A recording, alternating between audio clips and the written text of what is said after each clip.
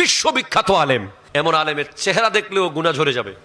আপনাদের মাহফিল কমিটি যারা আছেন তাদেরকে আমি আরেকবার সেলুট জানাচ্ছি। তারা বক্তা সিলেক্ট করার সময় এখন আউল বাউল ফাউল বাদ দিছে, ঠিক কিনা? জোরে কথা বলেন না।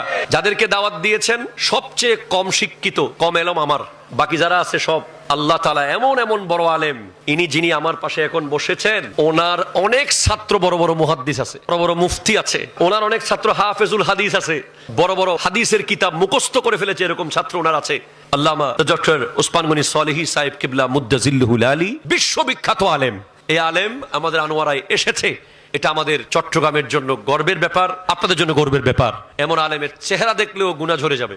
আল্লাহ তাআলা আপনাদেরকে সহি সালামতে বসার তৌফিক দান করুক। মন ভরে শুনবেন। এরপরে যিনি আছেন উনিও জামিয়া আহমদিয়া সুন্নিয়ার একজন তুখোর মেধাবী ছাত্র ছিলেন, বর্তমানে সহকারী অধ্যাপক মাতারবাড়ি মজিদিয়া সিনিয়র মাদ্রাসার।